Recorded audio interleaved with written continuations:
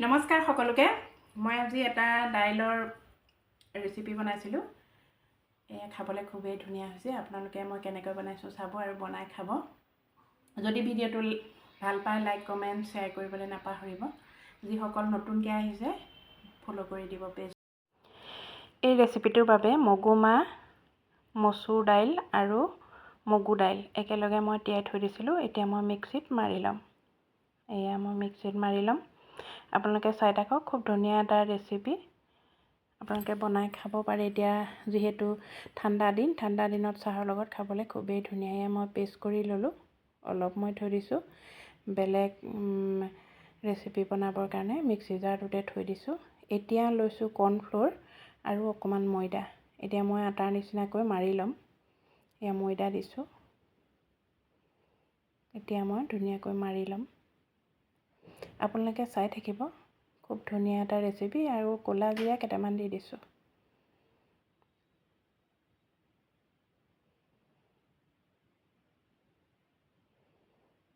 ধুনীয়াকৈ মাৰি অকণমান সময় ঢাকি থৈ দিম।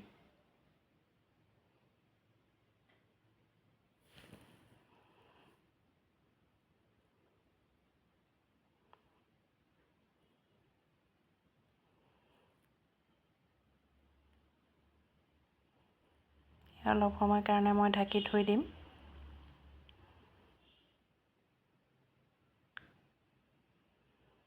এয়া অলপ সময় হৈ গ'ল, কমেও 15 মিনিটমান মই থৈ দিলোঁ। এতিয়া মই সৰু সৰুকৈ টুকুৰা কৰি কাটি ল'ম।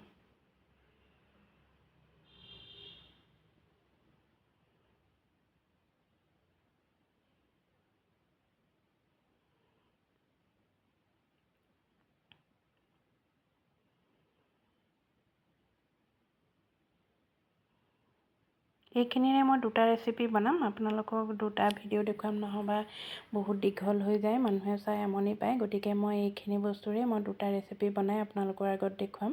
এতিয়া মই ধুনীয়াকৈ ৰুটিটো বেলি ল'লোঁ আৰু এটা ৰুটি বেলি ল'ম। 3টা ৰুটি বেলি ল'ম মুঠতে।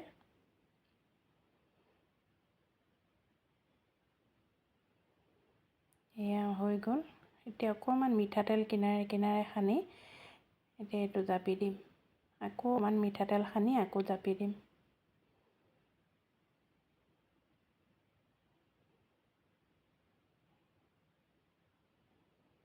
তাৰপাছত এতিয়া ধুনীয়াকৈ মেৰিয়াই পেলাম। মই যেনেধৰণে কৰিছোঁ তেনেধৰণে কৰিব। তাৰপাছত এতিয়া কাটি ল'ম, পিচ পিচ কৰি ল'ম।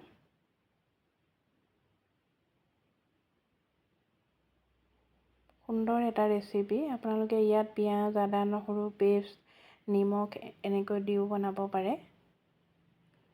এতিয়া লাহেকৈ বেলি দিছোঁ। এইটো হৈ গ'ল।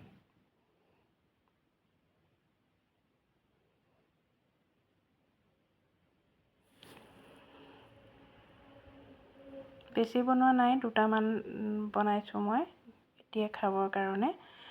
আপোনালোকে এনেধৰণে বনাই আবেলি চাহৰ লগত খাব পাৰে। আজিকালি ঠাণ্ডা বতৰ, খাই ভাল লাগিব।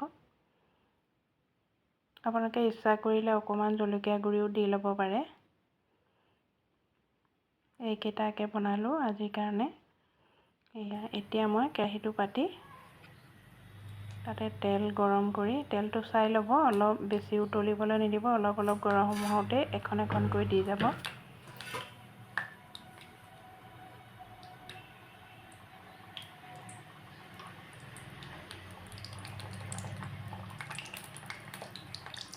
হাতখন দি এনেকৈ চাই ল'ব গৰম হৈছে নাই। গতিকে যদি গৰম হৈছে তেতিয়া এখন এখনকৈ দি যাব।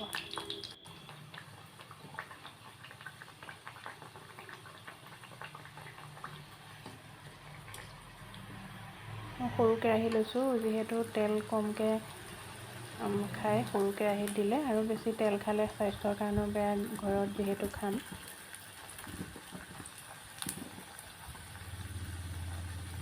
এনেকৈ বনাই বিক্ৰী কৰিবও পাৰে আপোনালোকে, কিন্তু তেতিয়া তেল আধা কেৰাহী দি ল'ব লাগিব। তেতিয়া ফুলি যাব, একেবাৰে শুকান নিচিনা হ'ব আৰু বিক্ৰী কৰিবলৈ বহুত ভাল হ'ব।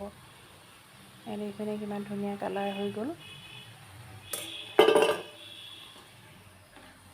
এনেদৰে এটা এটাকৈ মই গোটেইকেইটা ভাজি ল'লোঁ।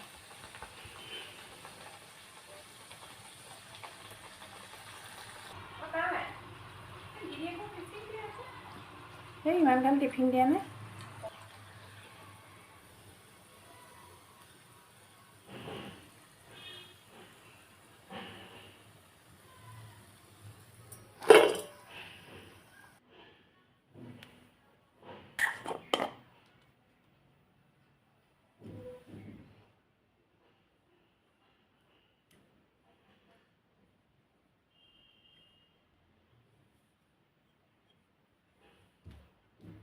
এইটো হৈছে আৰু